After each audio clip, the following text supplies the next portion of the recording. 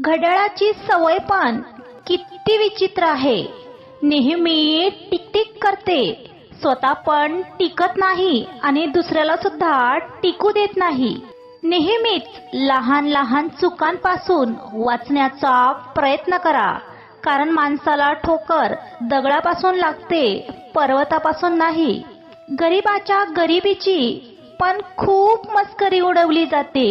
एक भाकरी देऊन हजारो फोटो काढले जातात.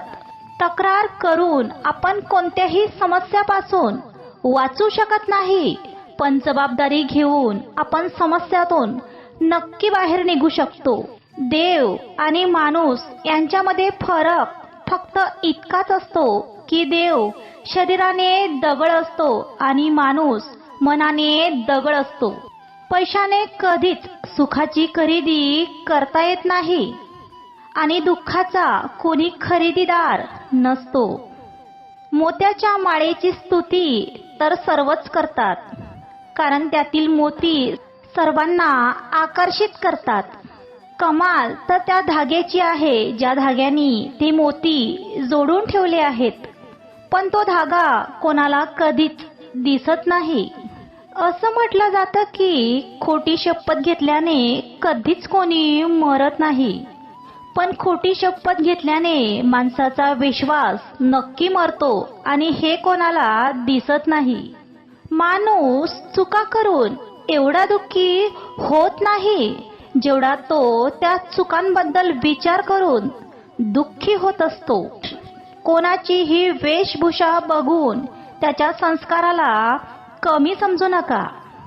काही माणसं जीन्स घालून सुद्धा आईवडिलाची सेवा करतात आणि काही स्त्रिया डोक्यावर पदर ठेवून सुद्धा कोणाचीच कधीच कदर करत नाहीत.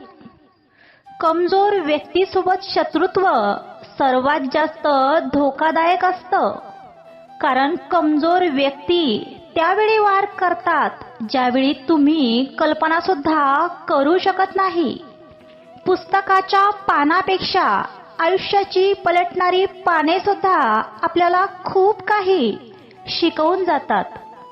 मनातून येणाऱ्या आठवणी कोणीतरी सांगणारं असावं. जीवनात सुखदुःखात साथ देणारं एक सुंदर नातं असावं. चांगल्या लोकांचं एक वैशिष्ट्य असतं, त्यांची आठवण कधी काढावी लागत नाही, कारण ते कायम आपल्या आठवणीतच असतात, अगदी तुमच्यासारखे. नशिबापेक्षा कर्तृत्वावर जास्त विश्वास असावा, कारण उद्या येणारी वेळ आपल्या नशिबामुळे नाही तर आपल्या कर्तृत्वामुळे येत असते. आपण शब्दांना स्पर्श करू शकत नाही, पण मात्र मनाला स्पर्श करण्याची ताकद शब्दांमध्येच असते. मनातील अबोल शब्द ज्यांना न बोलता समजतात, अशाच माणसाशी आपलं घट्ट नातं असतं. आयुष्यामध्ये जेवढ्या वाईट दिवसाचा तुम्ही सामना कराल, त्यापेक्षाही चांगले दिवस तुमच्या वाट्याला नक्कीच येतील.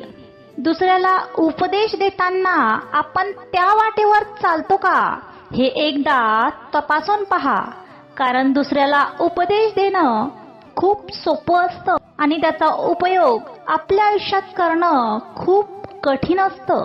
मूर्ख लोकांना सल्ला देणं, वाईट स्त्रीची प्रशंसा करणं आणि नकारात्मक लोकांसोबत राहणं हे मूर्खपणाचं लक्षण आहे. राम लिहिले, रहीम लिहिले, गीता आणि कुराण लिहिले. जेव्हा गोष्ट आली संपूर्ण जगाला 2 शब्दामध्ये लिहिण्याची, तेव्हा मी आई असे नाव लिहिले. जी लोक मिळालेल्या वेळेचा उपयोग घेत नाही, तिचा चुकीचा वापर करतात, अशीच लोक आयुष्यात काही न करू शकल्याचे बहाणे शोधतात. अशा लोकांकडे लक्ष देऊ नका जे तुमच्या मागे तुमच्या निंदा करतात. याचा अर्थ सरळच आहे की तुम्ही त्यांच्यापेक्षा कुठेतरी ग्रेट आहात. कोणतंही नातं तेव्हा संपून जातं आपण घेतलेल्या काळजीचा दुसऱ्या व्यक्तीला त्रास होऊ लागतो. माणूस स्वतःच्या अभावाने इतका दुःखी नसतो जेवढा दुसऱ्याच्या प्रभावाने तो दुःखी असतो.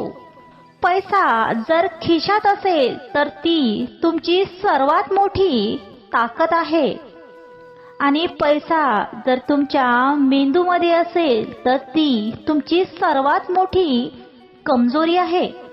प्रॉब्लेम तर सर्वांच्याच आयुष्यात आहे.